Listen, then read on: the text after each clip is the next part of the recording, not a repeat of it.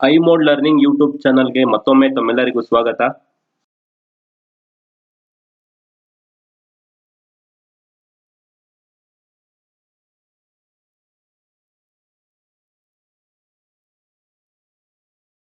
Okay, ಈಗ list of fundamental rights ಇದನ್ನ ನಾನು ಲಾಸ್ಟ್ 2 ಕ್ಲಾಸಿಂದ ಇಂದಾನು ಈ ಸ್ಲೈಡ್ ನ ನಿಮ್ಗೆ ತೋರಿಸ್ತಾನೆ ಇದ್ದೀನಿ. ಈ ಕ್ಲಾಸ್ ನಲ್ಲೂ ತೋರಿಸ್ತಾ ಇದೀನಿ, ಮತ್ತೆ ಈ ಕ್ಲಾಸ್ ನಲ್ಲೂ ಇದ್ರ ಬಗ್ಗೆ ಹೇಳ್ತೀನಿ. ರೈಟ್ ಟು ಈಕ್ವಾಲಿಟಿ ಅಂತಂದ್ರೆ ಸಮಾನತೆಯ ಹಕ್ಕು, ರೈಟ್ ಟು ಫ್ರೀಡಮ್ ಅಂತಂದ್ರೆ ಸ್ವಾತಂತ್ರ್ಯದ ಹಕ್ಕು, right to protest against exploitation ಶೋಷಣೆ ವಿರುದ್ಧದ ಹಕ್ಕು, right to freedom of religion ಧಾರ್ಮಿಕ ಸ್ವಾತಂತ್ರ್ಯದ ಹಕ್ಕು, ಕಲ್ಚರಲ್ ಅಂಡ್ ಎಜುಕೇಶನಲ್ ರೈಟ್ಸ್ ಸಾಂಸ್ಕೃತಿಕ ಹಾಗೂ ಶೈಕ್ಷಣಿಕ ಹಕ್ಕು, ರೈಟ್ ಟು ಕಾನ್ಸ್ಟಿಟ್ಯೂಷನಲ್ ರೆಮಿಡೀಸ್ ಸಂವಿಧಾನದ ಪರಿಹಾರ ಹಕ್ಕು. ಇವತ್ತೊಂದಿನ ಕೊನೆಯ ಫಂಡಮೆಂಟಲ್ ರೈಟ್ ನ ನಾವು ನೋಡ್ತಾ ಇದ್ದೀವಿ. ಅದು ಬಂದು ರೈಟ್ ಟು ಕಾನ್ಸ್ಟಿಟ್ಯೂಷನಲ್ ರೆಮಿಡೀಸ್ ಅಂತಂದ್ರೆ ಸಂವಿಧಾನದ ಪರಿಹಾರ ಹಕ್ಕು ಅಂತ. ಸೊ ಈಗ ಆರ್ಟಿಕಲ್ 32 ನೋಡೋದಾದ್ರೆ, the right has provided remedies for the citizens to protect the fundamental rights ಅಂತಂದ್ರೆ, ಈ ಆರ್ಟಿಕಲ್ 32 ಮುಖಾಂತರ ನಾವ್ ಏನ್ ಮಾಡಬಹುದು ಅಂತಂದ್ರೆ, ಈಗ ಫಂಡಮೆಂಟಲ್ ರೈಟ್ಸ್ ಅಂತಂದ್ರೆ 6 ಎಕ್ಸ್ಪ್ಲೈನ್ ಮಾಡಿದೀನಿ. ಸೊ ಇದು ಬಂದು 6ನೇದು. ಮಿಕ್ಕಿದ 5 ಇದೆಯಲ್ಲ ಫಂಡಮೆಂಟಲ್ ರೈಟ್ಸ್, ಅದು ಏನಾದ್ರೂ ಉಲ್ಲಂಘನೆ ಆದ್ರೆ ಈ ನಾಗರಿಕರು ಈ ಆರ್ಟಿಕಲ್ 32 ಅಡಿಯಲ್ಲಿ ಆ ಹಕ್ಕುಗಳಿಗೆ ಕಾನೂನಿನ ರಕ್ಷಣೆ ಪಡೆಯಬಹುದು. The right has provided remedies for the citizens to protect the fundamental rights. ಆ ಮೂಲಭೂತ ಹಕ್ಕುಗಳಿಗೆ ಕಾನೂನಿನ ಸಂರಕ್ಷಣೆಯನ್ನು ಒದಗಿಸುವ ಒಂದು ಹಕ್ಕೆ ಈ ಆರ್ಟಿಕಲ್ 32 ಅಡಿಯಲ್ಲಿ ಬರುತ್ತೆ. Under article 32 the citizen can directly approach the supreme court and under article 26 he can directly approach to high court. ಅಂತಂದ್ರೆ ಫಂಡಮೆಂಟಲ್ ರೈಟ್ಸ್ ಅಂತಂದ್ರೆ ಮೂಲಭೂತ ಹಕ್ಕುಗಳು ಉಲ್ಲಂಘನೆ ಆದಂತೆ ಕಂಡು ಬಂದಲ್ಲಿ ನಾಗರಿಕರಿಗೆ ಆರ್ಟಿಕಲ್ 32ನೇ ವಿಧಿ ಪ್ರಕಾರ ಡೈರೆಕ್ಟ್ ಆಗಿ ಸುಪ್ರೀಂ ಕೋರ್ಟ್, ದೇಶದ ಅತ್ಯುನ್ನತ ನ್ಯಾಯಾಲಯ ಯಾವುದು ಸುಪ್ರೀಂ ಕೋರ್ಟ್, ಅದಕ್ಕೆ ಹೋಗೋ ಅವಕಾಶ ಇದೆ. ಅಂತಂದ್ರೆ ಅವರು ಈ ಮ್ಯಾಜಿಸ್ಟ್ರೇಟ್ ಕೋರ್ಟ್ ಆಗ್ಲಿ, ಡಿಸ್ಟ್ರಿಕ್ಟ್ ಕೋರ್ಟ್ ಆಗ್ಲಿ, ಬೇರೆ ಯಾವುದೇ ಕೋರ್ಟ್ ಆಗ್ಲಿ ಬೇರೆ ಪ್ರಕರಣಗಳಿಗೆ ಫಸ್ಟ್ ಅಲ್ಲೋಗಿ ನೆಕ್ಸ್ಟ್ ಹೈಯರ್ ಕೋರ್ಟ್ಗಳಿಗೆ ಹೋಗ್ಬೇಕು. ಬಟ್ ಮೂಲಭೂತ ಹಕ್ಕುಗಳ ಉಲ್ಲಂಘನೆ ಆದ್ರೆ ಅವರು ಡೈರೆಕ್ಟ್ ಆಗಿ ಆರ್ಟಿಕಲ್ 32 ಕೆಳಗಡೆ ಸುಪ್ರೀಂ ಕೋರ್ಟ್ಗೆ ಹೋಗ್ಬೋದು. ಅಂಡ್ ದೆನ್ ಹೈಕೋರ್ಟ್ಗೆ ಅಂಡರ್ ಆರ್ಟಿಕಲ್ 226 ಮುಖಾಂತರ ಹೋಗ್ಬೋದು. Under this article supreme court and high court protects and enforce the fundamental rights. So ಈ ಒಂದು ಆರ್ಟಿಕಲ್ ಅಡಿಯಲ್ಲಿ ಸುಪ್ರೀಂ ಕೋರ್ಟ್ ಮತ್ತೆ ಹೈಕೋರ್ಟ್ ಫಂಡಮೆಂಟಲ್ ರೈಟ್ಸ್ಗೆ ಭದ್ರತೆ ಅಂತಂದ್ರೆ ಕಾನೂನಿನ ಭದ್ರತೆ ಒದಗಿಸುವುದಲ್ಲದೆ ಆ ಮೂಲಭೂತ ಹಕ್ಕುಗಳ ಜಾರಿಗೂ ಸಹಾಯಕವಾಗಿದೆ ಅಂತ ಹೇಳ್ಬೋದು. Without this right other rights will become meaningless. ಅಂತಂದ್ರೆ ಈ ರೈಟ್ ಇಲ್ಲ ಅಂತಂದ್ರೆ ಕಾನ್ಸ್ಟಿಟ್ಯೂಷನ್ ಅಲ್ಲಿ ಮಿಕ್ಕಿದ 5 ಫಂಡಮೆಂಟಲ್ ರೈಟ್ಸ್ಗೆ ಮೀನಿಂಗ್ಲೆಸ್. ಯಾಕೆ ಅಂತಂದ್ರೆ ಅವುಗೆ ಕಾನೂನಿನ ಭದ್ರತೆನೇ ಇಲ್ಲ. ಉಲ್ಲಂಘನೆ ಆದ್ರೂ ಕೇಳೋರಿಲ್ಲ, ಅದೇನಾದ್ರೂ ಕೇಳೋರಿಲ್ಲ. ಮೀನ್ಸ್ ಅಂತಂದ್ರೆ ಈ ಒಂದು ಆರ್ಟಿಕಲ್ ಇರೋದ್ರಿಂದನೇ ಅವ್ರು ಡೈರೆಕ್ಟ್ ಆಗಿ ಸುಪ್ರೀಂ ಕೋರ್ಟ್ ಹೋಗ್ಬೋದು. ಈ ಒಂದು ಆರ್ಟಿಕಲ್ ಇರೋದ್ರಿಂದನೇ ಅವ್ರು ಡೈರೆಕ್ಟ್ ಆಗಿ ಹೈಕೋರ್ಟ್ ಹೋಗ್ಬೋದು.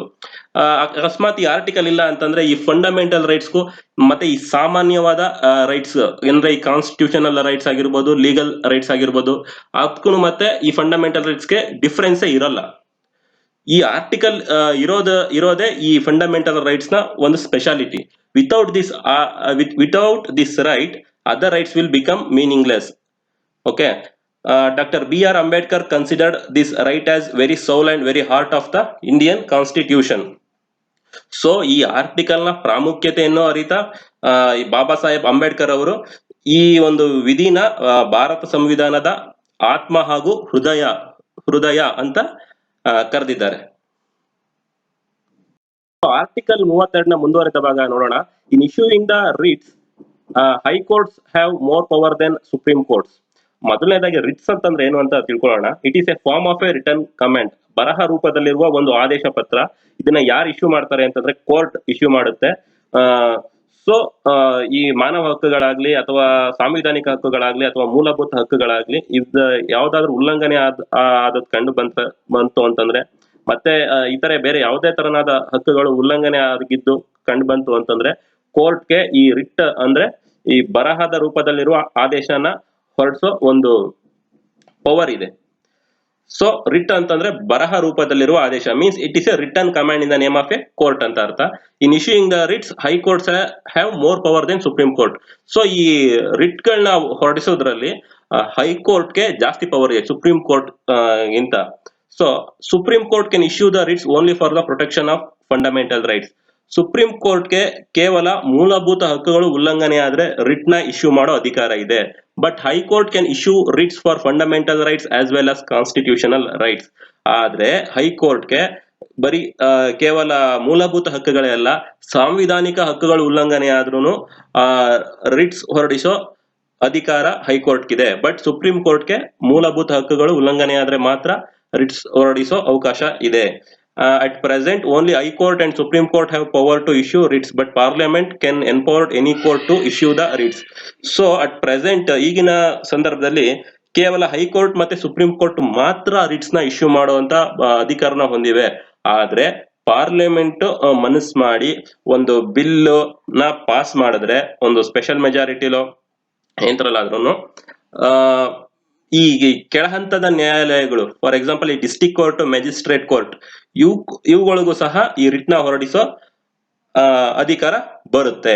ಸೊ ಇದನ್ನ ಮಾಡ್ಬೇಕಾಗಿರುವಂತದ್ದು ಯಾವುದು? ಪಾರ್ಲಿಮೆಂಟ್. ಬಟ್ ಅಟ್ ಪ್ರೆಸೆಂಟ್ ಅದು ಮಾಡಿಲ್ಲ ಪಾರ್ಲಿಮೆಂಟ್, ಬರೀ ಹೈಕೋರ್ಟ್ ಮತ್ತೆ ಸುಪ್ರೀಂ ಕೋರ್ಟ್ ಮಾತ್ರ ಈ ಅಧಿಕಾರ ಇದೆ, ರಿಟ್ಸ್ ಹೊರಡಿಸೋ ಅಧಿಕಾರ ಇದೆ. We adopted writs concept from British constitution. ನಾವು ಇಂಗ್ಲೆಂಡ್ ಕಾನ್ಸ್ಟಿಟ್ಯೂಷನ್ ಇಂದ ಈ ರಿಟ್ಸ್ ಅನ್ನೋ ಕಾನ್ಸೆಪ್ಟ್ ನ ತೆಗೆದುಕೊಂಡಿದ್ದೇವೆ.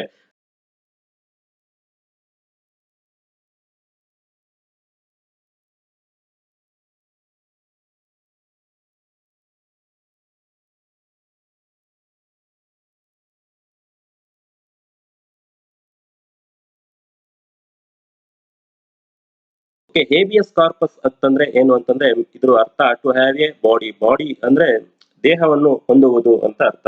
ಕನ್ನಡದಲ್ಲಿ ಹೇಬಿಯಸ್ ಕಾರ್ಪಸ್ ಅಂತಂದ್ರೆ ಬಂದಿ ಪ್ರತ್ಯಕ್ಷೀಕರಣ. ನೆನಪಿರ್ಲಿ, ಹೇಬಿಯಸ್ ಕಾರ್ಪಸ್ ಅನ್ನೋದು ಒಂದು writ. The person who has been arrested should be produced before the court or nearby magistrate within 24 hours of his arrest. ಅಂತಂದ್ರೆ ಯಾವುದೇ ವ್ಯಕ್ತಿನ ಯಾವುದೇ ಕೇಸ್ಗೆ ಸಂಬಂಧಪಟ್ಟಾಗಿ ಬಂಧಿಸಿದ್ರೆ ಅವ್ರನಾಗೆ ಸ್ಥಳೀಯ ಕೋರ್ಟ್ಗೆ 24 ಗಂಟೆ ಒಳಗಾಗಿ ಹಾಜರುಪಡಿಸ್ಬೇಕು.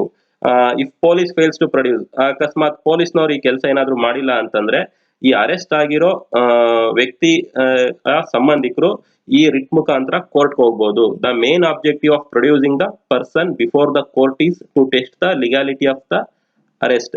ಈ ರಿಟ್ ನ ಮುಖ್ಯ ಉದ್ದೇಶ ಏನು ಅಂತಂದ್ರೆ to test the legality of the arrest.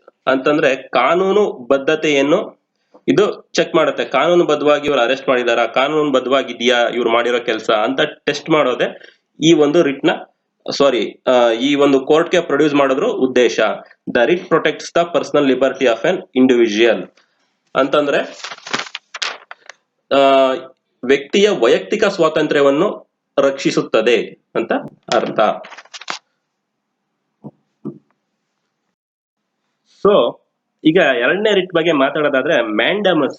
Mandamus ಅಂತಂದ್ರೆ ಏನ್ ಅರ್ಥ ಅಂತಂದ್ರೆ ನಾವು ಆದೇಶಿಸುತ್ತೇವೆ ಅನ್ನೋದೇ ಇದ್ರ ಅರ್ಥ. So if the government officials denies to his official duty then citizen can file a writ against the official. So ಈ ಸರ್ಕಾರಿ ಅಧಿಕಾರಿಗಳು ಅಥವಾ ಸರ್ಕಾರಿ ಸೇವಕರು ಯಾರಾದ್ರೂ ಅವ್ರವ್ರ ಕೆಲಸಗಳನ್ನ ಮಾಡಿಲ್ಲ ಅಂತಂದ್ರೆ, ಅಂದ್ರೆ ಸಾರ್ವಜನಿಕರ ಕೆಲಸನ ಮಾಡೋದ್ರಲ್ಲಿ ಡಿಲೇ ಮಾಡಿದ್ರೆ, ಅಕಸ್ಮಾತ್ ಮಾಡ್ಕೊಡೋದೇ ಇಲ್ಲ ಅಂತ ಹೇಳಿದ್ರೆ ಈ ರಿಟ್ ಮುಖಾಂತರ ನಾವು ಅವ್ರ ವಿರುದ್ಧ ಕೋರ್ಟ್ ಹೋಗ್ಬೋದು. The writ is issued by the court to a public official asking to perform his official duty. ಆಗ ಕೋರ್ಟ್ ಏನ್ ಮಾಡುತ್ತೆ, ರಿಟ್ ಅಂತಂದ್ರೆ ಹೇಳಿದೀನಿ ರಿಟರ್ನ್ ಕಮಾಂಡ್ ಅಂತ, ಮೀನ್ಸ್ ಬರಹ ರೂಪದಲ್ಲಿರುವ ಆದೇಶ ಅಂತ, ಅದನ್ನ ಸಂಬಂಧಪಟ್ಟ ಅಧಿಕಾರಿಗಳಿಗೆ ಇಶ್ಯೂ ಮಾಡುತ್ತೆ. ಸೊ ಆ ಇಶ್ಯೂ ಮಾಡಿದ ತಕ್ಷಣ ಅವರು ಆ ಕೆಲಸ ಮಾಡ್ಲೇಬೇಕು, ಇಲ್ಲ ಅಂತಂದ್ರೆ ಕಾನೂನಿನ ರೀತಿ ಕ್ರಮ ಕೈಗೊಳ್ಳಲಾಗುತ್ತದೆ. ಸೊ ಇದಕ್ಕೆ ನಾವು ಒಂದು ಉದಾಹರಣೆ ನೋಡೋದಾದ್ರೆ, ಈಗ ನೀವು ಕ್ಯಾಸ್ಟ್ ಅಂಡ್ ಇನ್ಕಮ್ ಸರ್ಟಿಫಿಕೇಟ್ಗೆ ಅಪ್ಲೈ ಮಾಡ್ತೀರಾ, ಯಾವ್ದಾದ್ರು ನಾಡ ಕಚೇರಿಲಿ ಹೋಗಿ ಅಪ್ಲೈ ಮಾಡ್ತೀರಾ, ಅಥವಾ ಒನ್ ಬೆಂಗಳೂರು ಈ ತರ ಎಲ್ಲ ಒಂದು ಪಬ್ಲಿಕ್ ಆಫೀಸ್ ಇರುತ್ತೆ, ಗೌರ್ಮೆಂಟ್ ಆಫೀಸು, ಅಲ್ಲಿ ಹೋಗಿ ಅಪ್ಲೈ ಮಾಡ್ತೀರಾ. ಸೊ ಇಂತಿಂತ ಸರ್ಟಿಫಿಕೇಟ್ಸ್ಗಳು ಇಷ್ಟು ದಿನದೊಳಗಡೆ ಬರಬೇಕು ಅಂತಾನೆ ನೀವು ಹೋದ ತಕ್ಷಣ ಆ ಆಫೀಸ್ಗಳಲ್ಲಿ ಒಂದು ಬೋರ್ಡ್ ಹಾಕಿರ್ತಾರೆ.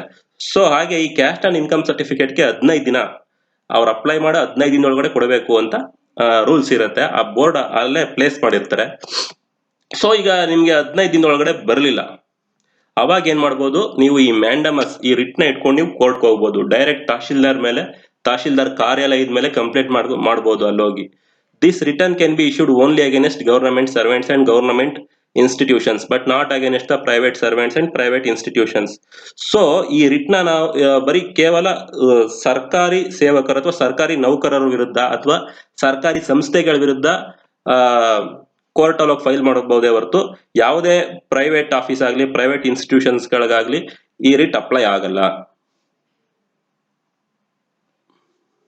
ನೆಕ್ಸ್ಟ್ ಪ್ರಾಹಿಬಿಷನ್ ಅಂತಂದ್ರೆ ಈ ರಿಟ್ ಬಗ್ಗೆ ನೋಡೋದಾದ್ರೆ, this writ can be issued by higher court to lower court ಅಂತಂದ್ರೆ ಈ ರಿಟ್ ನ ಉನ್ನತ ನ್ಯಾಯಾಲಯವು ಕೆಳ ನ್ಯಾಯಾಲಯ ಅಥವಾ ಟ್ರಿಬ್ಯುನಲ್ ಗಳಿಗೆ ಹೊರಡಿಸುವಂತ ರಿಟ್ ಆಗಿದೆ. If the lower court prosecuting a case beyond its jurisdiction, then higher court can direct the lower court to stop the prosecution until the clarification was given. The writ prevents lower courts from exceeding its jurisdiction. ಈ writ ನ ಉನ್ನತ ನ್ಯಾಯಾಲಯಗಳು ಯಾವಾಗ issue ಮಾಡ್ತವೆ ಅಂತಂದ್ರೆ, ಕೆಳಹಂತದ ನ್ಯಾಯಾಲಯಗಳು ತಮ್ಮ ಅಧಿಕಾರ ವ್ಯಾಪ್ತಿ ಮೀರಿ ಒಂದು ಪ್ರಕರಣವನ್ನ ವಿಚಾರಣೆ ಮಾಡುವಂತ ಸಂದರ್ಭದಲ್ಲಿ ಉನ್ನತ ನ್ಯಾಯಾಲಯಗಳು ಈ ಕೆಳಹಂತದ ನ್ಯಾಯಾಲಯಗಳಿಗೆ ಈ ರಿಟ್ ಅನ್ನ ಹೊರಡಿಸುತ್ತವೆ.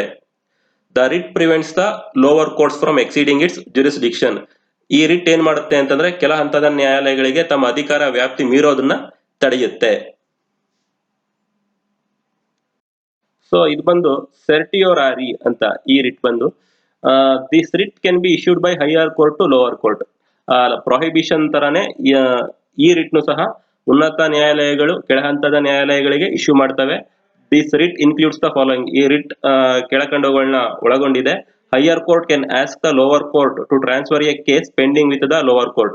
ಸೊ ಈ ರಿಟ್ ಮುಖಾಂತರ ಬಾಕಿ ಉಳಿದಿರೋ ಲೋವರ್ ಕೋರ್ಟ್ ಅಂತಂದ್ರೆ ಕೆಳಹಂತದಲ್ಲಿ ಬಾಕಿ ಉಳಿದಿರುವಂತಹ ಪ್ರಕರಣಗಳನ್ನ ನಮ್ಗೆ ವರ್ಗಾಯಿಸಿ ಅಂತ ಹೈಕೋರ್ಟ್ ಈ ರಿಟ್ ನ ಹೊರಡಿಸಬಹುದು. High court can squash the judgment of lower court. So ಈ ಒಂದು ಕೆಳಹಂತದ ನ್ಯಾಯಾಲಯಗಳ ಏನಾದ್ರೂ ಒಂದು ಜಡ್ಜ್ಮೆಂಟ್ ಕೊಟ್ಟಿದ್ರೆ ಆ ಜಡ್ಜ್ಮೆಂಟ್ ಸರಿ ಇಲ್ಲ ಅಂತ ಅನ್ಸಿದ್ರೆ, ಸೊ ಹೈಕೋರ್ಟ್ಗಳು ಅಂತಂದ್ರೆ ಉನ್ನತ ನ್ಯಾಯಾಲಯಗಳು ಆ ಜಡ್ಜ್ಮೆಂಟ್ ನ ರದ್ದು ಮಾಡಬಹುದು, ಸ್ಕ್ವಾಶ್ ಮಾಡಬಹುದು. ಈ ಅಧಿಕಾರ ಬಂದು ಈ ರಿಟ್ ಮುಖಾಂತರ ಹೈಕೋರ್ಟ್ಗೆ ಇದೆ. This writ prevents the lower courts from committing errors while giving the judgements. So ಈ ರಿಟ್ ಏಂತಕ್ಕೆ ಸಹಕಾರಿಯಾಗಿದೆ ಅಂತಂದ್ರೆ, ಕೆಳಹಂತದ ನ್ಯಾಯಾಲಯಗಳು ಈ ಜಡ್ಜ್ಮೆಂಟ್ ಕೊಡೋ ವಿಷಯದಲ್ಲಿ ಅಥವಾ ಪ್ರಕರಣನ ಸರಿ ದಾರಿಲಿ ನಡ್ಸ್ಕೊಂಡು ಹೋಗ್ಬೇಕು. ಸೊ ಜಡ್ಜ್ಮೆಂಟ್ ತಪ್ಪಾ ಕೊಡಬಾರದು. ಸೊ ಇದನ್ನ ತಡೆಯೋದೇ ಈ ಒಂದು ರಿಟ್ ನ ಉದ್ದೇಶ. ಕ್ಯೋ ವಾರೆಂಟೋ ಅಂತಂದ್ರೆ ಇದ್ರ ಮೀನಿಂಗ್ ಬಂದು ಬೈ ವಾಟ್ ಅಥಾರಿಟಿ ಅಂತ ಅರ್ಥ. So it is issued by the court to enquire into legality of claim of person of a government position ಅಂತಂದ್ರೆ, ಯಾವುದಾದರೂ ಒಬ್ಬ ವ್ಯಕ್ತಿಯನ್ನು ಅಕ್ರಮವಾಗಿ ಸಾರ್ವಜನಿಕ ಹುದ್ದೆಯಲ್ಲಿ ಅಥವಾ ಸರ್ಕಾರದ ಉನ್ನತ ಹುದ್ದೆಯಲ್ಲಿ ತಗೊಂಡು ಕುಣಿಸಿದ್ರೆ ಅಂತಹವರ ವಿರುದ್ಧ ಈ ರಿಟ್ ಮುಖಾಂತರ ಸಾರ್ವಜನಿಕರು ನ್ಯಾಯಾಲಯದಲ್ಲಿ ಪ್ರಶ್ನಿಸಬಹುದು. ಸೊ ಕೆಲವೊಮ್ಮೆ ಈ ಸರ್ಕಾರಗಳು ಏನ್ ಮಾಡ್ತವೆ ಅಂತಂದ್ರೆ, ಅವರ ಅಧಿಕಾರಕ್ಕೆ ಬಂದಾಗ ಅವ್ರಿಗೆ ಬೇಕಾಗಿರೋ ವ್ಯಕ್ತಿಗಳಿಗೆ ತಗೊಂಡೋಗಿ ಉನ್ನತ ಹುದ್ದೆಯಲ್ಲಿ ಕೂರಿಸ್ಬಿಡ್ತಾರೆ. ರೂಲ್ಸ್ ಅಂಡ್ ರೆಗ್ಯುಲೇಷನ್ಸ್ ಎಲ್ಲ ಗಾಳಿಗೆ ತೂರ್ಬಿಟ್ಟು ಏನ್ ಮಾಡ್ಬಿಡ್ತಾರೆ, ಉನ್ನತ ಹುದ್ದೆಗಳಿಗೆ ತಮಗೆ ಬೇಕಾದಂತವ್ರನ್ನ ತಮ್ಮ ಹಿಂಬಾಲಕರನ್ನ ತಗೊಂಡೋಗಿ ಕುಂಡಿಸ್ತಾರೆ. ಸೊ ಅದನ್ನ ತಡೆಯೋದಕ್ಕೆ ಈ ರಿಟ್ ಇದೆ. ಸೊ ಅಂತ ಸಂದರ್ಭ ಏನಾದ್ರೂ ಬಂದಾಗ ಯಾರಾದ್ರೂ ಸರಿ ಈ ಒಂದು ರಿಟ್ ನ ಯೂಸ್ ಮಾಡ್ಕೊಂಡು ಕೋರ್ಟ್ ಹೋಗ್ಬೋದು. Habeas corpus is the only writ which can be issued against public servant as well as private individual ಅಂತಂದ್ರೆ, ಈ ಕ್ಯೋ ವಾರೆಂಟೋ ಅಂತೂ ಗವರ್ಮೆಂಟ್ ವಿರುದ್ಧ ಹೋಗುವಂತದ್ದು. ನೆಕ್ಸ್ಟ್ ಬಂದು ಪ್ರೊಹಿಬಿಷನ್ ನೋಡಿದ್ವಿ, ಮತ್ತೆ ಶರ್ಸಿಯೋರಿ ಅದನ್ನ ನೋಡಿದ್ವಿ. ಅವೆರಡು ಬಂದು ಕೋರ್ಟ್ಗೆ ರಿಲೇಟೆಡ್ ಆಗಿರುವಂತದ್ದು. ಸೊ ಮ್ಯಾಂಡಮಸ್ ಇದು ಸಹ ಪಬ್ಲಿಕ್ ಸರ್ವೆಂಟ್ ವಿರುದ್ಧ ಹೋಗುವಂತದ್ದು. ಇವೆಲ್ಲ ಬಂದು ಗವರ್ಮೆಂಟ್ ರಿಲೇಟೆಡ್ ತರ ಇರುತ್ತೆ. ಯಾವುದು ಈ ಕ್ಯೋ ವಾರೆಂಟೋ ಮತ್ತೆ ಮ್ಯಾಂಡಮಸ್ ಬಂದು ಗವರ್ಮೆಂಟ್ ಆಫೀಸರ್ಸ್ ವಿರುದ್ಧ ಹೋಗೋದು. ಮತ್ತೆ ಈ ಶರ್ಷಿಯೋರಿ ಮತ್ತು ಕೋ ವಾರೆಂಟೋ ಇದು ಬಂದು ಕೋರ್ಟ್ಗೆ ರಿಲೇಟೆಡ್ ಆಗಿರೋದು. ಅಂದ್ರೆ ಉಳ್ಕೊಂಡಿದ್ ಯಾವುದು ಹೇಬಿಯಸ್ ಕಾರ್ಪಸ್. ಈ ಹೇಬಿಯಸ್ ಕಾರ್ಪಸ್ ಮಾತ್ರ ಇದನ್ನ ಪಬ್ಲಿಕ್ ಸರ್ವೆಂಟ್ ವಿರುದ್ಧನೂ ಹೋಗ್ಬೋದು, ಅಥವಾ ಬೇರೆ ಯಾರಾದ್ರೂ ಖಾಸಗಿ ವ್ಯಕ್ತಿ ಯಾರನ್ನಾದ್ರೂ ಅಕ್ರಮ ಬಂಧನದಲ್ಲಿ ಇರಿಸ್ಕೊಂಡಿದ್ರೆ ಅದ್ರ ವಿರುದ್ಧನ ಬಳಸಬಹುದು ಈ ಹೇಬಿಯಸ್ ಕಾರ್ಪಸ್ ನ. ಈ ಸ್ಲೈಡ್ ಅಲ್ಲಿ ಒಂದು ಮ್ಯಾಚ್ ದ ಫಾಲೋಯಿಂಗ್ ಕೊಟ್ಟಿದೀವಿ. ಈ ಕಡೆ ಲೆಫ್ಟ್ ಸೈಡ್ ಅಲ್ಲಿ ಬಂದು ರೆಡ್ಸ್ ಇದೆ, ಅದ್ರ ಪಕ್ಕದಲ್ಲಿ ಬಂದು ಅದ್ರ ರಿಲೇಟೆಡ್ ಆಗಿರೋ ಸ್ಟೇಟ್ಸ್ಮೆಂಟ್ ಗಳಿದೆ. ಹೇಬಿಯಸ್ ಕಾರ್ಪಸ್ ನ ಏನ್ ಇಶ್ಯೂ ಮಾಡ್ತೀವಿ ಅಂತಂದ್ರೆ ಅನ್ಲಾಫುಲ್ ಡಿಟೆನ್ಷನ್, ಅಕ್ರಮವಾಗಿ ಬಂಧಿಸೋದರ ವಿರುದ್ಧ. ಸೊ ಮ್ಯಾಂಡಮಸ್ ಇದು ಬಂದು non performance of the public duties, ಅಂದ್ರೆ ಸಾರ್ವಜನಿಕರ ಕೆಲಸ ಮಾಡ್ಕೊಡದೆ ಇರುವಂತ ಸಂದರ್ಭದಲ್ಲಿ. ಕ್ಯೂ ವಾರೆಂಟ್ ಅಂತಂದ್ರೆ unlawful occupation of public office, ಅಂತಂದ್ರೆ ಯಾವುದೇ ವ್ಯಕ್ತಿನ ಸರ್ಕಾರ ಏನ್ ಮಾಡಿದ್ರೆ ಉನ್ನತ ಸ್ಥಾನವನ್ನು ಅಕ್ರಮವಾಗಿ ಕೊಟ್ರೆ ಅಂತದ್ರ ವಿರುದ್ಧ ಕೋರ್ಟ್ಗೆ ಹೋಗ್ಬೋದು ಕ್ಯೂ ವಾರೆಂಟ್ ಯೂಸ್ ಮಾಡ್ಕೊಂಡು. ಮತ್ತೆ ಶರ್ಷಿಯೋರಿ ಇದನ್ನ ಯೂಸ್ ಮಾಡ್ಕೊಂಡು correctional directions to subordinate courts, ಅಂತಂದ್ರೆ ಅಧಿಕಾರ ವ್ಯಾಪ್ತಿನ ಮೀರ್ತಾ ಇದ್ರೆ ಕೆಳಹಂತದ ನ್ಯಾಯಾಲಯಗಳು ಅಥವಾ ತಪ್ಪಾಗಿ ತೀರ್ಪನ್ನ ಕೊಟ್ಟಿದ್ರೆ ಈ ಒಂದು ಸರ್ಷಿಯೋರಿ ರಿಟ್ ಮುಖಾಂತರ ನಾವು ಅದಕ್ಕಿಂತ ಹೈಯರ್ ಕೋರ್ಟ್ ಹೋಗಿ ಕಂಪ್ಲೇಂಟ್ ಮಾಡಬಹುದು. ಆಗ ಅದು ಕೆಳಹಂತದ ನ್ಯಾಯಾಲಯಗಳಿಗೆ ಡೈರೆಕ್ಟ್ ಮಾಡುತ್ತೆ ಕೇಸ್ನ ಕರೆಕ್ಟ್ ಆಗಿ ಹ್ಯಾಂಡಲ್ ಮಾಡಿ ಅಂತ. ಆರ್ಟಿಕಲ್ 33 ಏನ್ ಹೇಳುತ್ತೆ ಅಂತ ನೋಡೋದಾದ್ರೆ, the article empowers the parliament to restrict or abrogate the fundamental rights to the armed forces like police, military and paramilitary etcetera. ಈ ಆರ್ಟಿಕಲ್ 33 ಇಲ್ಲಿನಲ್ಲಿ ಏನಂತಂದ್ರೆ ಇದು ಒಂದು ಪಾರ್ಲಿಮೆಂಟ್ ಒಂದು ಬಲ ಕೊಡುತ್ತೆ. The article empowers the parliament to restrict ಅಂತಂದ್ರೆ ಈಗ ಪೊಲೀಸ್ ಮತ್ತೆ ಮಿಲಿಟರಿ ಮತ್ತೆ ಪ್ಯಾರಾಮಿಲಿಟರಿಗಳಿಗೆ ಫಂಡಮೆಂಟಲ್ ರೈಟ್ಸ್ ನಲ್ಲಿ ಸ್ವಲ್ಪ ರೆಸ್ಟ್ರಿಕ್ಷನ್ಸ್ ಇರುತ್ತೆ. ಈಗ ನೋಡಿ, ಫಂಡಮೆಂಟಲ್ ರೈಟ್ಸ್ ಅಲ್ಲಿ ನಮಗೆ ಮುಕ್ತವಾಗಿ ಮಾತಾಡೋ ಅವಕಾಶ ಇದೆ, ಮುಕ್ತವಾಗಿ ನಮ್ಗೆ ಏನ್ ಅನ್ಸುತ್ತೋ ಅದನ್ನ ಹೇಳ್ಕೊಳ್ಳೋ ಅವಕಾಶ ಇದೆ, ವಿಚಾರ ಮಾಡ್ಬೋದು, ಚರ್ಚೆ ಮಾಡ್ಬೋದು. ಈಗ ಫಾರ್ ಎಕ್ಸಾಂಪಲ್ ಈಗ ಪೊಲೀಸ್ ಮತ್ತೆ ಮಿಲಿಟರಿ ಮತ್ತೆ ಪ್ಯಾರಾಮಿಲಿಟರಿ ಈ ವಿಷಯಗಳು ಬಂತಂದ್ರೆ ಈಗ ದೇಶಕ್ಕೆ ಸಂಬಂಧಪಟ್ಟಂತೆ ಯಾವ್ದೋ ಒಂದು ಚರ್ಚೆಗಳಾಗಿರ್ತವೆ. ಫಾರ್ ಎಕ್ಸಾಂಪಲ್ ಯುದ್ಧಕ್ಕೆ ಸಂಬಂಧಪಟ್ಟದ್ದಾಗಿರ್ಬೋದು, ಅದು ದೇಶದ ಭದ್ರತೆಯಿಂದ ಏನ್ ಮಾಡ್ಬೇಕು, ಅದು ಗುಪ್ತವಾಗಿ ಈ ಅಧಿಕಾರಿಗಳ ಲೆವೆಲ್ ಅಲ್ಲೇ ಇರಬೇಕು. ಸೊ ಅಂತದ್ನೇನಾದ್ರೂ ಬಂದು ಈ ಪೊಲೀಸ್ನವರು, ಈ ಮಿಲಿಟರಿನವರು, ಪ್ಯಾರಾಮಿಲಿಟರಿನವರು ಬಂದು ಎಲ್ಲ ಸಾರ್ವಜನಿಕರಿಗೆ ಸಾರಿದ್ರೆ ಭಾರತದ ಭದ್ರತೆಗೆ ಧಕ್ಕೆ ಆಗುತ್ತೆ. ಸೊ ಭಾರತದ ಭದ್ರತೆಗೆ ಧಕ್ಕೆ ಆಗೋದನ್ನ ಒಂದು ಪ್ರಿವೆಂಟ್ ಮಾಡೋದಿಕ್ಕೆ ಈ ಸಂಸತ್ಗೆ ಈ ಆರ್ಟಿಕಲ್ ಒಂದು ಬಲ ಕೊಡುತ್ತೆ. ಏನಂತಂದ್ರೆ ಈ ಪೊಲೀಸು, ಮಿಲಿಟರಿ ಮತ್ತೆ ಪ್ಯಾರಾಮಿಲಿಟರಿ ಇವ್ರ ವಿಷಯಗಳಲ್ಲಿ ಫಂಡಮೆಂಟಲ್ ರೈಟ್ಸ್ಗೆ ಸ್ವಲ್ಪ ರೆಸ್ಟ್ರಿಕ್ಷನ್ಸ್ ನ ಇಟ್ಟಿರ್ತಾರೆ. ಅದನ್ನ ತಿಳಿಸ್ಕೊಡುವಂತ ಆರ್ಟಿಕಲ್ ನಂಬರ್ 33. ದೆನ್ ಆರ್ಟಿಕಲ್ 34 ಬಂದು it empowers the parliament to restrict the fundamental rights at the time when martial law is in force. So article 34 ಪ್ರಕಾರ ಪಾರ್ಲಿಮೆಂಟ್ ಈ ಎಮರ್ಜೆನ್ಸಿ ಸಂದರ್ಭದಲ್ಲಿ ಫಂಡಮೆಂಟಲ್ ರೈಟ್ಸ್ಗೆ ರೆಸ್ಟ್ರಿಕ್ಷನ್ಸ್ ನ ಹಾಕಬಹುದು. ಇದನ್ನ 1976 ಅಲ್ಲಿ ನಾವು ನೋಡಿದ್ದೀವಿ. ಅಂತಂದ್ರೆ ಎಮರ್ಜೆನ್ಸಿ ಅಂತ ತುರ್ತು ಪರಿಸ್ಥಿತಿ ಏರಿದಾಗ ಏನಾಗುತ್ತೆ, ಕೆಲವು ಆದೇಶಗಳಿರುತ್ತೆ. ಅಂತಂದ್ರೆ ಗುಂಪು ಸೇರಬಾರ್ದು, 2 ಅಥವಾ 3ಕ್ಕಿಂತ ಹೆಚ್ಚು ಜನ ಗುಂಪು ಸೇರಬಾರ್ದು ಅಂತ ಒಂದು ಇದಿತ್ತು. ಅಂತಂದ್ರೆ ಆಗ ಹಾಗೇನಾದ್ರೂ ಸಾರ್ವಜನಿಕ ಸ್ಥಳಗಳಲ್ಲಿ ಗುಂಪು ಸೇರಿದ್ರೆ ಅವ್ರನ್ನ ಬಂದು ಪೊಲೀಸ್ನವರು ಅರೆಸ್ಟ್ ಮಾಡ್ತಾ ಇದ್ರು. ಹೀಗೆ ಗುಂಪು ಸೇರ್ಬೋದು, ಸಂಘ ಕಟ್ಬೋದು, ಮುಕ್ತವಾಗಿ ಚರ್ಚಿಸಬಹುದು ಅನ್ನೋದು ಬಂದು ಫಂಡಮೆಂಟಲ್ ರೈಟ್ಸ್ ಏನೆ. ಆದ್ರೆ ಎಮರ್ಜೆನ್ಸಿ ಟೈಮ್ ಅಲ್ಲಿ ಅದಕ್ಕೆಲ್ಲ ರೆಸ್ಟ್ರಿಕ್ಷನ್ಸ್ ಇದೆ. ಅದನ್ನ ಹೇಳದೆ ಈ ಆರ್ಟಿಕಲ್ 34. ಆರ್ಟಿಕಲ್ 35 ವಿದ್ ನೋಡಿದ್ರೆ, this article empowers the parliament to enact a law in order to enforce some fundamental rights. So ಇದು ಪಾರ್ಲಿಮೆಂಟ್ಗೆ ಇದು ಯಾವ ವಿಷಯದಲ್ಲಿ ಒಂದು ಬಲ ಕೊಡುತ್ತೆ ಅಂತಂದ್ರೆ, ಕೆಲವು ಫಂಡಮೆಂಟಲ್ ರೈಟ್ಸ್ ಗಳಿಗೆ ತನ್ನಕ್ಕೆ ತಾನೇ ಸೆಲ್ಫ್ ಇಂಪ್ಲಿಮೆಂಟ್ ಆಗೋ ನೇಚರ್ ಇರಲ್ಲ. ಅಂದ್ರೆ they Dove not have A self implementing nature. ಅದೇ ಹೇಳಿದ್ನಲ್ಲ, ಆರ್ಟಿಕಲ್ 17 ಇದೆ. ಆರ್ಟಿಕಲ್ 17ರಲ್ಲಿ ಇದು ಕಾನೂನು ಪ್ರಕಾರ ಅಸ್ಪೃಶ್ಯತೆ ಆಚರಿಸೋದು ತಪ್ಪು ಅಂತ ಇದೆ. ಹಾಗಂತ ಅದನ್ನ ನಾವು ಫಾಲೋ ಮಾಡ್ಬೇಕು ಕಂಪಲ್ಸರಿ ಅಂತ ಏನಿಲ್ವಲ್ಲ. ಸೊ ಈಗ ಆಗ್ಬಿಟ್ರೆ ಏನ್ ಮಾಡುತ್ತೆ, ಎಲ್ರು ಅಸ್ಪೃಶ್ಯತೆನ ಫಾಲೋ ಮಾಡ್ಬಿಡ್ತಾರೆ. ಸೊ ಅದನ್ನ ತಡೆಯೋದಕ್ಕೆ ಏನ್ ಮಾಡುತ್ತೆ, ಕಾಯ್ದೆ ಮಾಡ್ತಾರೆ. ಆ ಕಾಯ್ದೆಯಲ್ಲಿ ಅಕಸ್ಮಾತ್ ಅದನ್ನೇನಾದ್ರೂ ನೀವು ಉಲ್ಲಂಘಿಸಿದ್ರೆ, ಅನ್ಟಚ್ ಅಸ್ಪೃಶ್ಯತೆನ ಆಚರಿಸಿದ್ರೆ ಅವ್ರಿಗೆ ತಕ್ಕ ಶಿಕ್ಷೆ ಆಗುತ್ತೆ ಕಾನೂನು ಮುಖಾಂತರ ಹೋದ್ರೆ. ಸೊ ಆ ಶಿಕ್ಷೆಯನ್ನ ಜಾರಿಗೊಳಿಸಕ್ಕೆ ಒಂದು ಆಕ್ಟ್ ನ ಪಾಸ್ ಮಾಡಿರ್ಬೇಕು. ಸೊ ಆ ಆಕ್ಟ್ ನ ಮಾಡುವಂತದ್ದೇ, ಆಕ್ಟ್ ನ ಮಾಡೋ ಹಾಗೆ ರೈಟ್ಸ್ ಕೊಟ್ಟಿರೋದೇ ಈ ಆರ್ಟಿಕಲ್ 35. ಇದಕ್ಕೆ ಬರೀ ಸೆಂಟ್ರಲ್ ಗವರ್ಮೆಂಟ್ ಮಾತ್ರ ಈ ತರ ಆಕ್ಟ್ ಗಳನ್ನ ಮಾಡಬಹುದು. ಸ್ಟೇಟ್ ಗವರ್ಮೆಂಟ್ ಗಳಿಗೆ ಪವರ್ ಇಲ್ಲ. State legislature do not have that power. ಇಲ್ಲಿ ಕ್ಯಾರೆಕ್ಟರಿಸ್ಟಿಕ್ಸ್ ಆಫ್ ಫಂಡಮೆಂಟಲ್ ರೈಟ್ಸ್ ನ ನೋಡೋದಾದ್ರೆ, ಮೂಲಭೂತ ಹಕ್ಕುಗಳ ಗುಣಲಕ್ಷಣಗಳನ್ನ ನೋಡೋದಾದ್ರೆ, our fundamental rights are not absolute, they undergo some reasonable restrictions. ಅಂತಂದ್ರೆ ಈ ಮೂಲಭೂತ ಹಕ್ಕುಗಳು ಪರಿಪೂರ್ಣವಾದವಲ್ಲ. ಅವು ನ್ಯಾಯಯುತವಾದ ಇತಿಮಿತಿಗೆ ಒಳಪಟ್ಟಿವೆ ಅಂತ ಅರ್ಥ. ಈಗಂದ್ರೆ ಏನು ಹಾಗಾದ್ರೆ? ಪರಿಪೂರ್ಣವಾದವು ಅಲ್ಲ ಅಂತಂದ್ರೆ ಎಲ್ರಿಗೂ ಅಪ್ಲೈ ಆಗಲ್ಲ. ಎಲ್ರಿಗೂ ಅಂತಂದ್ರೆ 135 ಕೋಟಿ ಭಾರತೀಯರಿಗೂ ಅಲ್ಲ. ನಿಮ್ಗೆ ಫಸ್ಟೇ ನಾನು ಹೇಳಿದ್ದೆ, ಈ ಅರೆಸ್ಟ್ ಮಾಡೋದ್ರಿಂದ ರಾಷ್ಟ್ರಪತಿಗಳಿಗೆ ವಿನಾಯಿತಿ ಇದೆ, ರಾಜ್ಯಪಾಲರಿಗೆ ವಿನಾಯಿತಿ ಇದೆ, ಅವ್ರ ಪೋಸ್ಟ್ ಅಲ್ಲಿ ಇದ್ದಾಗ ಅಂಬಾಸಿಡರ್ಸ್ ಗಳಿಗೆ, ಮತ್ತೆ ಸೆಷನ್ ಇದ್ದಾಗ MP ಗಳಿಗೆ MLA ಗಳಿಗೆ ಆ ವಿನಾಯಿತಿ ಇದೆ. ಯಾಕೆ ಅಂತಂದ್ರೆ ಆ ಪೋಸ್ಟ್ ಗಳನ್ನ ಘನತೆನ ಕಾಪಾಡೋದಿಕ್ಕೆ, ಸಾರ್ವಜನಿಕರ ಹಿತದೃಷ್ಟಿಯಿಂದ ಅವ್ರಿಗೆಲ್ಲ ಆ ಫಂಡಮೆಂಟಲ್ ರೈಟ್ಸ್ ಇಂದ ವಿನಾಯಿತಿ ಇದೆ. ಸೊ ಅದಕ್ಕೋಸ್ಕರನೇ ಇವು ಪರಿಪೂರ್ಣವಾದವಲ್ಲ ಅಂತಂದ್ರೆ, ಪರಿಪೂರ್ಣವಾದವು ಅಂತ ಅನಿಸ್ಕೋಬೇಕಾದ್ರೆ ಇನ್ಕ್ಲೂಡಿಂಗ್ ಅವ್ರಿಗೂ ಸಹ ಅಪ್ಲಿಕೇಬಲ್ ಆಗ್ಬೇಕಿದ್ದು. ಗೊತ್ತಾಯ್ತಾ? ಸೊ ಏನಾಗುತ್ತೆ, ಅವ್ರಿಗೆಲ್ಲ ವಿನಾಯಿತಿ ಇರೋದ್ರಿಂದ ಇವು ಪರಿಪೂರ್ಣವಾದವು ಅಲ್ಲ. ಇದಕ್ಕೆ ಎಕ್ಸಾಂಪಲ್ ಈಗ ಲಾಸ್ಟ್ ಸ್ಲೈಡ್ ಅಲ್ಲೇ ಹೇಳಿದೆ ನಿಮ್ಗೆ, ಪ್ಯಾರಾಮಿಲಿಟರಿ, ಪೊಲೀಸು ಮತ್ತೆ ಮಿಲಿಟರಿ ಇವ್ರುಗಳಿಗೆ ಫಂಡಮೆಂಟಲ್ ರೈಟ್ಸ್ ನ ರೆಸ್ಟ್ರಿಕ್ಷನ್ಸ್ ಇದೆ. ಸೊ ಅಲ್ಲೂ ಪ್ರೂವ್ ಆಯ್ತು ಇವು ಪರಿಪೂರ್ಣವಾದವು ಅಲ್ಲ ಅಂತ. So they undergo some reasonable restrictions, ನ್ಯಾಯಯುತವಾದ ಇತಿಮಿತಿಗೆ ಒಳಪಟ್ಟಿವೆ. ನ್ಯಾಯಯುತವಾದ ಇತಿಮಿತಿ ಅಂತಂದ್ರೆ ಏನು? ರಾಷ್ಟ್ರಪತಿಗಳ ಆ ಪೋಸ್ಟ್ ನ ಘನತೆನ ಉಳಿಸ್ಕೊಳ್ಳೋದು ಒಂದು ಇತಿಮಿತಿ, ಅದು ನ್ಯಾಯಯುತವಾದ ಇತಿಮಿತಿ. ಮತ್ತೆ ದೇಶದ ಭದ್ರತಾ ದೃಷ್ಟಿಯಿಂದ ಈ ಪೊಲೀಸ್ನವ್ರಿಗೆ ರೆಸ್ಟ್ರಿಕ್ಷನ್ಸ್ ಹಾಕಿರೋದು ಫಂಡಮೆಂಟಲ್ ರೈಟ್ಸ್ ಅಲ್ಲ, ಅದು ಸಹ ಒಂದು ನ್ಯಾಯಯುತವಾದ ಇತಿಮಿತಿ.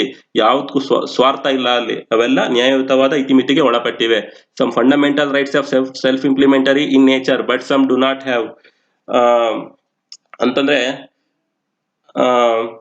ಕೆಲವುಗಳಿಗೆ ತನ್ನಕ್ ತಾನೇ ಇಂಪ್ಲಿಮೆಂಟ್ ಆಗೋ ಒಂದು ನೇಚರ್ ಇದೆ. ಅಂತಂದ್ರೆ ಈಗ ನಾವಿಲ್ಲಿ ನಮ್ಗೆ ಬೇಕಾದಂತಹ ಧರ್ಮನ ಸ್ವೀಕರಿಸಬಹುದು, ಅದನ್ನ ಅದಕ್ಕೆ ಯಾರು ವಿರೋಧ ಏನ್ ಮಾಡಲ್ಲ. ನಮ್ಮ ಪಾಡ್ ನಾವು ಹೋಗ್ಬೋದು, ಯಾವ್ಯಾವ ಧರ್ಮ ಬೇಕೋ ಎಲ್ಲಾ ಧರ್ಮಕ್ಕೂ ಕನ್ವರ್ಟ್ ಆಗ್ಬೋದು, ಮತ್ತೆ ಮನಪೂರ್ವಕವಾಗಿ ಆಚರಿಸ್ಬೋದು.